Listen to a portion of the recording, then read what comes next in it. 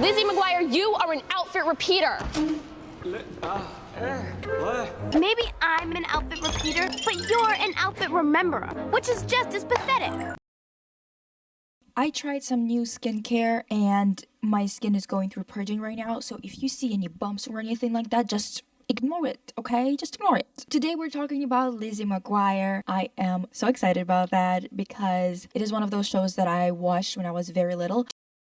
I did not see all of the episodes. I don't feel like they kind of registered in my mind very well because I was so young when I actually watched them. They were reruns, but I was so little that I still did not really retain a lot of the information. But I've always looked at fashion from the show as something very interesting. And I always thought that the character, the cartoon version of Lizzie, was very entertaining in the sense of just how experimental it is, I guess, to have a character like that to speak on the behalf of the main character, as in just like showing their inner thoughts in a more unique way. A lot of people know that we were supposed to get a reboot and it was quite far along in its production when it got cancelled. Based on what Hillary said herself, it seems like Disney wanted to take it in a different direction, just a little bit too sanitized for what a reboot of a show like that should be. The reason why I think that a reboot of something that technically was a children's show should not be focused on being family friendly is because people who watched that show, they are in their 30s now. People who were the same age as Hillary when it was filming and stuff like that, right? So it doesn't make any sense to make a very sanitized version of it because the new generation, they have their own shows.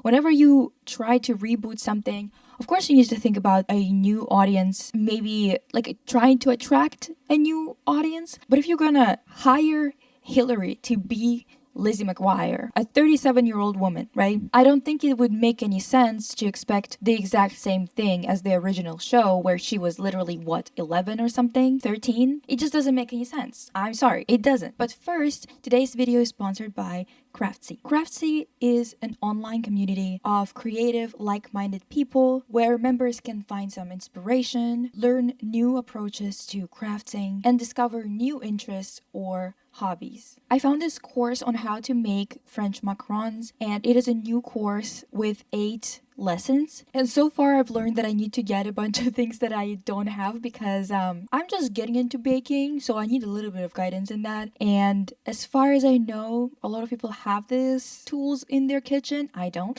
So also I found a course on weaving, and I didn't know that you could even do that at home. I don't know why I thought that. I guess that it's because we don't really talk about it in school or anything, but I'm really interested in learning more about it. Maybe making a dish towel or something. There's also some extra files available, kind of like course materials that you can download. And the first 1,000 of my subscribers to click the link in the description will get a full year of premium membership to Craftsy for only $1.49. Thank you to Craftsy for sponsoring this video. When it comes to iconic fashion and horrible fashion, I'm gonna say that there's not a lot of horrible fashion in this show. There's some looks that are kind of questionable, but they are not horrible because they just make a lot of sense for children to be dressed in them. And even if it's not my favorite look, it still has a lot of charm. I think that the stylist did a really great job, with the costumers did a really great job on this show. It definitely has a style of its own, which is not always the case for shows like this. I would say that a lot of Disney shows have Disney styling, right? Shake It Up. The defining feature of Shake It Up is probably the overlayering of everything, right? But you can't really create a whole mood board around it. It's not a very fleshed out aesthetic at all. Lizzie McGuire, on the other hand, has a lot to work with.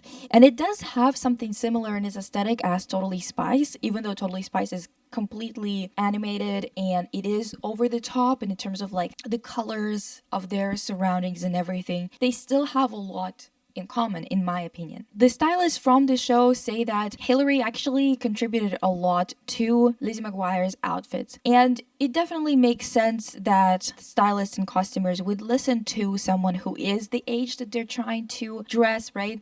In terms of trying to kind of gauge what this age demographic is into. I also really love hearing when people work collaboratively on something, because I think that there's a lot of individualism in terms of creative work that hinders the quality of work, because there's just so much like stealing going on of intellectual property that people don't trust each other, and it can be at the expense of the production, in my opinion. Okay, so I love when you can see that someone was collaborating with the actor, asking them, what do you think your character would want to wear in this particular moment? Like, do you want this to be tailored a bit differently? The stylist in this nylon article mentions the bedazzling, and we're going to talk about that because there's a lot of looks that are quite iconic that were bedazzled from that show. Most of all, I wanted to talk about this particular part of the article that kind of reminded me of our time. The show took place during the beginning of fast fashion, and it is the early 2000s. This is when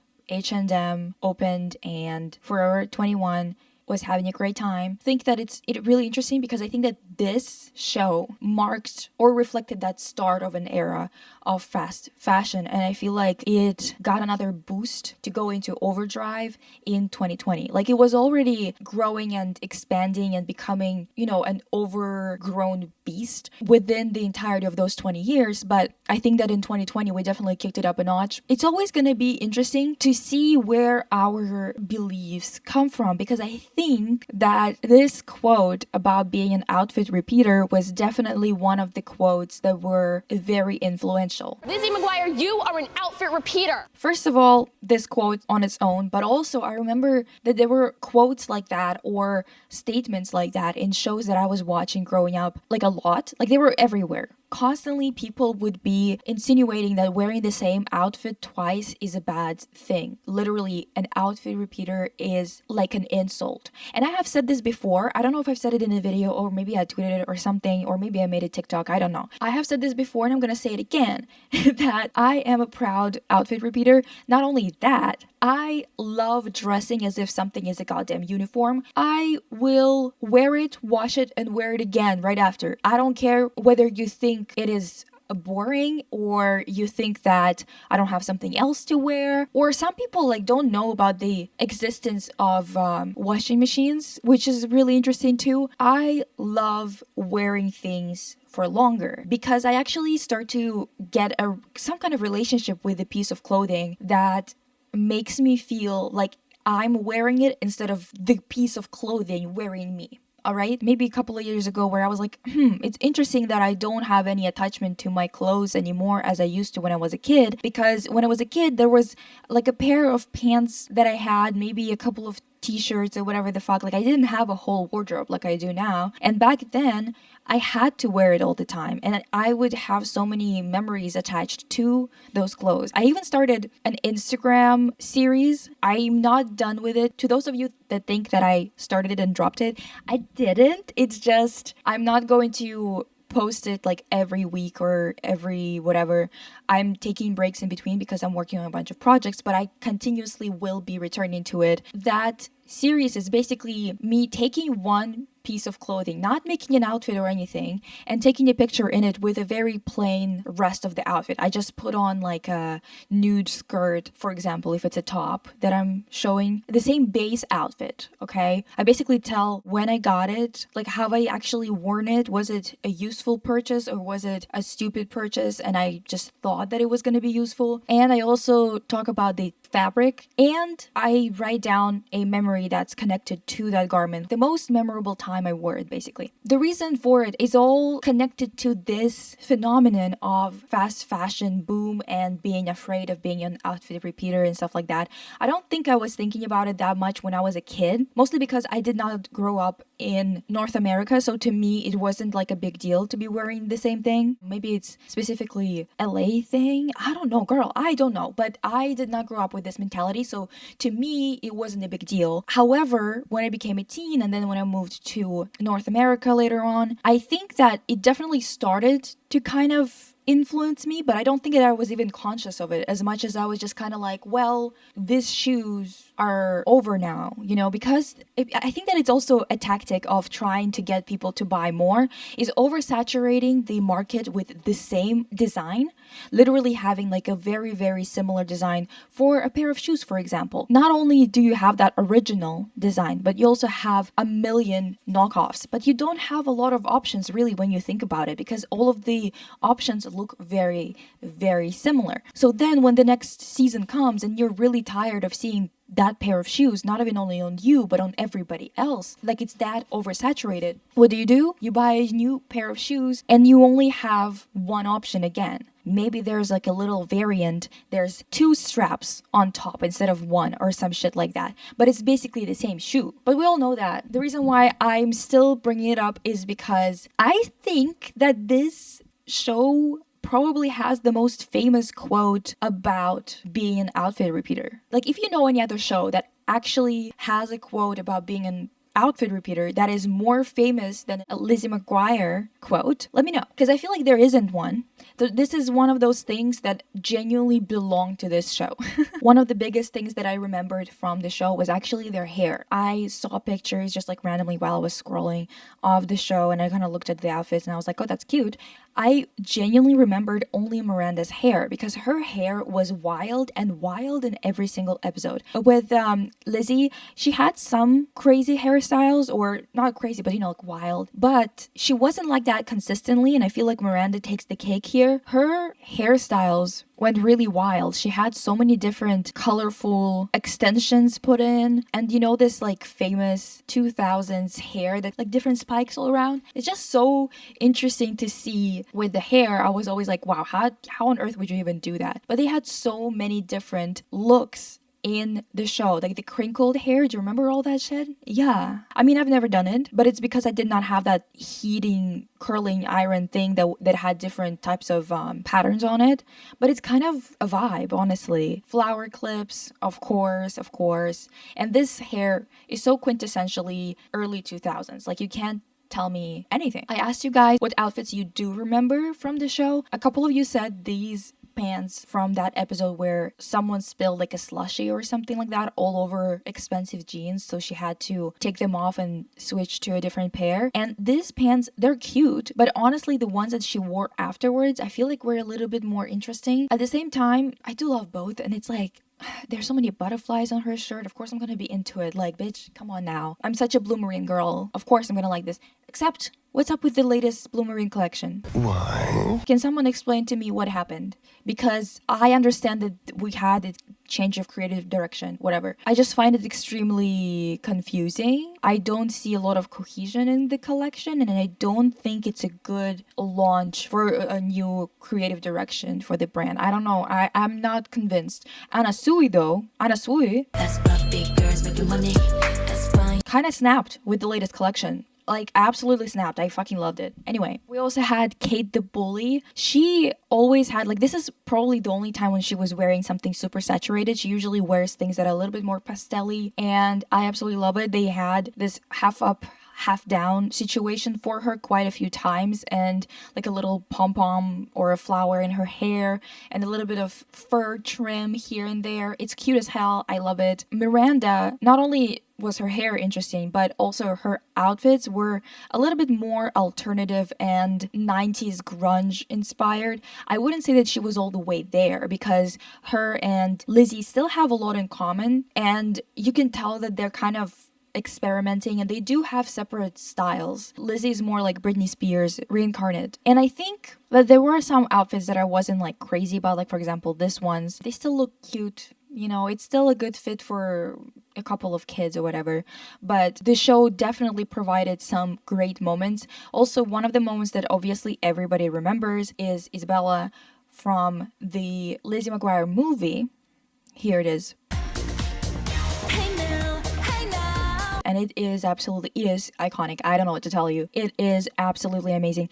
The choker with that heart, I mean, it will never go out of style. This is the type of thing, I'm still gonna say that it's cute every single year. It is always cute to have a little choker with a heart on it, a pendant or not. Also, while talking about Miranda and actually, real quick, let's talk about Lizzie McGuire, the movie, the fact that Miranda was not in it. Miranda was not in the last 6 episodes of the last season either. She had a conflict of schedules with a bunch of other projects, so she had to take time away and go there, whatever. Which I think, honestly, weird. Doesn't make a lot of sense because this is the project that's working for you right now, and the last 6 episodes are very important. If she would have been gone for 6 episodes of the first 6 episodes of the last season, that would make more sense than being not there for the last 6 episodes. It's just not a good idea.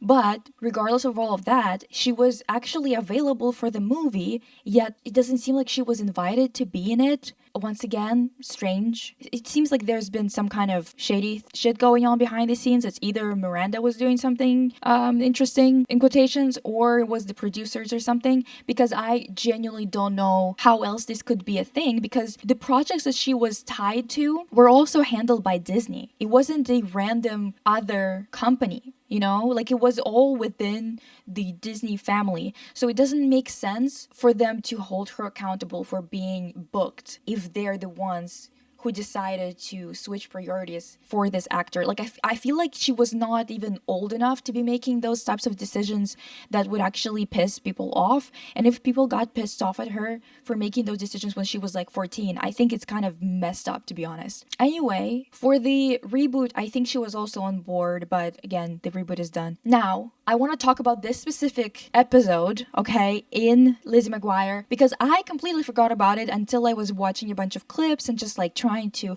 remember what made a huge impression on me as a kid. And there was this one episode, I swear to God, you guys, like basically Miranda and Lizzie are at the store with Gordo, I believe, too. And Miranda is leaving the store and the security guard thinks that she stole something. He's like, oh, you stole this lipstick. And she's like, I bought it last week.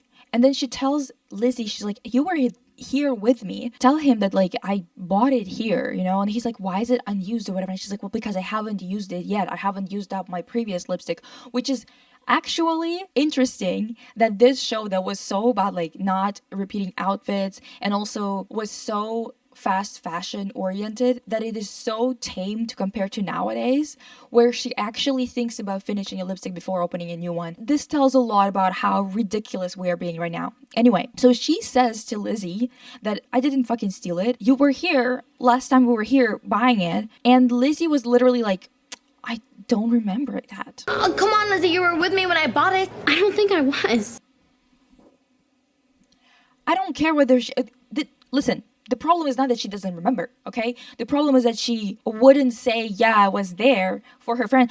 Because the thing is, first and foremost, Miranda is not making you steal something. So it's not like she was being like some kind of bully or some kind of bad influence or something, right? Second of all, Miranda did not steal this lipstick. Let's actually mention that. But even if she did, it's a lipstick. Why would you, if you don't remember, if you saw her stealing it, maybe I would feel like, okay, well, maybe she would have this internal conflict of, should I say that I saw it and kind of get my friend in trouble, or should I not? That would be at least understandable. But in this case, I was like, are you kidding me? This goddamn security guard just decided that she stole something. You know this girl. You're friends with her, right? So why, just based on knowing her, wouldn't you just be like, oh yeah, we were here together last week or whatever, because it just doesn't make sense for her to steal it. Like, she's not the type to do it anyway. And even if she did steal it, it's a lipstick. You really want to get your friend in trouble over a lipstick? This store is ran by a corporation. They won't even... I genuinely don't understand. Like, even if she was a stranger and I saw her stealing, I would say, I don't know, I didn't see nothing. Like... I'm sorry, you guys, but it's just stupid. By the end of the episode, they kind of like hash it out, and Lizzie's like, I should have believed you because like you're my friend and everything. Like, I know you. I shouldn't have even questioned this because not even, you know what? She doesn't even say that it's because I know you and I know that you wouldn't do it. But she says like, you told me that you didn't steal it and you wouldn't lie to me. And it's like, okay, but you also know this girl. You know that she wouldn't steal. So whatever. And Miranda is like chill. She's like, yeah, okay. Whatever. So they make up. As much as I'm like, that's a good lesson for Lizzie and good lesson to, you know, actually pay attention to your friends and know who they are as people and maybe be like, have their back. I don't know. To me, girl, I don't think our friendship would have survived that. I'm just saying, I am not the type of person who would do, honestly, I don't do anything that could get me in trouble because of my anxiety. I'm just like an anxious person that I would pass out from anxiety if I were to do something illegal for the sake of doing it. You know what I mean? Like, not something that I have to do for some reason, but just like something stupid, like shoplifting or whatever. Like, I can't do it. I'm too anxious. I still wouldn't rat somebody out either. Like, it's a lipstick. What are we... Who gives a fuck? Like, I cannot. This moment, I was like, I don't think I would have been friends with you, bitch. Like, you know me for so many years. You're like, we're besties. We're besties. And then some security guard in a cheap ass uniform comes up to me, pulls out a lipstick out of my bag, tells me that I stole it. And I tell you, I didn't. We were here last week, you remember? And we were there last week and you just don't remember because for some reason you don't register anything either. And I'm supposed to be like in trouble because you wouldn't have my back when a security guard is being a little bitch. Furious pixie. This is just ridiculous, honestly. And it also, this whole situation, this whole show and everything, and the fact that there is a kiss between Aaron, what the fuck is his name? Aaron Carter. Kiss between Aaron Carter and Hilary Duff, and they started dating and stuff like that. There was also a lot of drama going on back then with Hilary and Lindsay. And I watched, I believe, a Mila Tequila video on it. She kind of breaks down the entire beef. It's so wild how many things they said back then publicly about each other. I feel like celebrities nowadays, there's only maybe some people in rap that do that because they can write a diss track or something like that. But I don't really know anyone who's a celebrity, not an influencer like the Paul brothers, but a celebrity who would be saying all that. Who would be doing all that so publicly? Maybe I'm just forgetting, but this was entertaining as shit, honestly. The stupidest thing is that she started seeing this guy, right? And then he literally told later on that he cheated on her with Lindsay, but then he cheated on her with somebody else again. But he's just a cheater, basically. And it's so interesting that they went on to have a feud for so many years over a guy like that. Anyway, he said, I was dating Hilary for like a year and a half, and then I just got a little bored. So I went and started getting to know Lindsay. This is what it's called, kids. It's not cheating, it's getting to know somebody. Whatever. Oh, also I need to mention that her mom was a style icon as well. Her glasses, iconic. She's like kind of like an artsy-fartsy type of mom. Love it. A lot of the outfits, I love that Gordo was also kind of in the mix, you know? Obviously his outfits are not that experimental, and it's mostly because I don't think that he's supposed to be into fashion. Like, his character is not really into it. I do wish more guy characters got something more experimental, I guess, or maybe like, I guess we get some old characters sometimes, but I don't know, I just want something more unique for guys as well, because I genuinely cannot force myself to pay attention to them. And people always ask me to comment on men's fashion, and it is not as difficult in couture and stuff like that. Sometimes it is, but not always, right? There's a lot of different types of designers that do something interesting with men's clothing, but in shows, it's usually like, okay, so khaki pants, All Stars. What now? Like, what am I supposed to say about that, right? Regardless of all of that, the takeaway from this video is Isabella's green outfit is to die for, and it is the look from this franchise. A bunch of looks that Lizzie and Miranda serve are great, especially in terms of their hair. Their hair was always interesting, which is something that we don't really get that often nowadays in shows. I feel like they always go for something just like a haircut and like no accessories, not a lot of accessories going on. A lot of bedazzling, which I live for, as you know, I love that shit. And even Nemesis character, Kate, got a lot of great looks. Kate is probably like more my speed, what I like. And I had fun going back and checking it all out, thinking about what I do remember. I remember, honestly, I mostly remember the lip gloss and the hairstyles. The hairstyles were always so interesting to me, mostly because I did not see a lot of people doing hairstyles like that every single fucking day, right? Like, it's not something that people do a lot. I usually saw maybe braids maybe pigtails, but not this amount and this crazy type of twists and things.